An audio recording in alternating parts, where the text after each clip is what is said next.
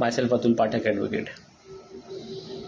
एक unknown phone call आपको jail में डाल सकता है, आए जानते कैसे। एक लड़की ने एक लड़के के मोबाइल पे फ़ोन कॉल किया और फिर उसके बाद उसने रिपीटेडली फ़ोन कॉल किए, उनकी फ्रेंडशिप हो गई, फिर मिलना जुलना स्टार्ट हो गया, फ़ोन कॉल पे बात स्टार्ट हो गई, वो रेस्टोरेंट जाने लगे, होटल्स में जाने लगे और ये सब एक 4 से 5 साल तक ये उनकी फ्रेंडशिप चली। और एक दिन लड़की ने पुलिस स्टेशन में जाके एफआईआर रजिस्टर करवाई लड़के के अगेंस्ट में, ये बोलते हुए कि इस लड़के ने मेरे साथ रेप किया by giving false promise of marriage.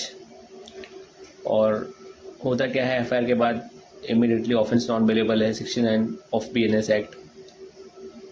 Police ने इमीडिएटली लड़के को अरेस्ट कर लिया वो, और फिर उसकी बेल एप्लीकेशन फाइल हुई सेशंस कोर्ट में।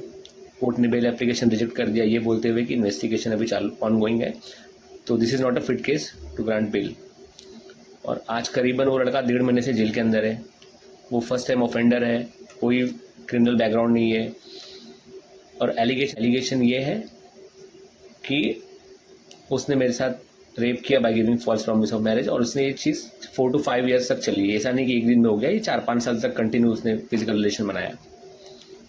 तो मेरा एक क्वेश्चन है यहाँ पे कि जो अनमैरिड लड़के हैं उनके ऊपर फॉल्स प्रॉमिस ऑफ मैरिज का रेप करके, फॉल्स प्रॉमिस ऑफ मैरिज और रेप का केस डाल के उनको जेल में डाल दिया जा रहा है उनकी गर्लफ्रेंड और फ्रेंड के द्वारा। जो मैरिड हैं उनके ऊपर डोमेस्टिक वायलेंस 498 की केसेस लगाए जा रहे हैं, उनको मेंटली हैरेस किया जा रहा है, एलिमनी डिमांड की जा रही है, मेंटेनेंस डिमांड किया जा रहा है। तो एक ट्रेंड बना हुआ है इंडिया में इस समय मैरिज के नाम पे और या फिर लिव इन रिलेशनशिप के नाम पे, और सारे लड़कों के ऊपर केसेस हो रहे हैं। और in most of the cases में मॉनेटरी सेटलमेंट हो जाता है, पैसे ले लेती लड़कियां, और कुछ केसेस में एक्विटल हो जाता है। कन्विक्शन के केसेस बहुत कम होते हैं ये सब चीज़ों में। पैसे एक्सट्रैक्ट किए जाते हैं सेटलमेंट के नाम पे। तो मेरी एक अपील है लोगों से, अगर आप भी किसी फॉल्स केस के विक्टिम हो, आपको फॉल्सली इम्प्लीकेट किया गया है, डोमेस्टिक वायलेंस हो, मैट्रिमोनियल लॉ से कोई केसेस हो, या रेप का कोई केस है जिसमें आपको फॉल्सली इम्प्लीकेट किया गया है, तो मेरी आप लोगों से ये अपील है कि इस वीडियो को आप शेयर करिए ताकि लोगों में थोड़ी सी अवेयरनेस फैले। और इंडिया में लगता है ये समय आ चुका है कि एक मेंस कमीशन इस्टेब्लिश किया जाए, जेंडर न्यूट्रल लॉज इनेक्ट किए जाए to protect man of this country.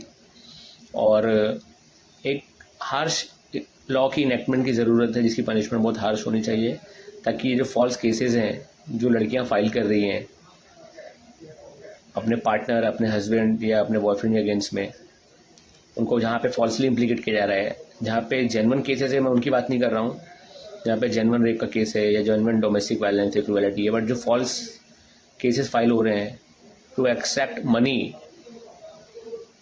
और लॉ को एज अ वेपन यूज़ किया जा रहा है मिसयूज़ करके, तो उन केसेस से डील करने के लिए लॉ की इनेक्टमेंट है ज़रूरी है, जहाँ पे पनिशमेंट हार्श होनी चाहिए। अगर ये साबित होता है कोर्ट में कि ये फॉल्स प्रोसिक्यूशन है, तो उस लड़की के अगेंस्ट में प्रोसिक्यूशन होना चाहिए, ताकि ये जो ट्रेंड बना हुआ है फॉल्स केसेस का, फॉल्स इम्प्लीकेशन का, इसको रोका जा सके कहीं ना कहीं, इनोसेंट लोगों की लाइफ स्पॉइल ना हो।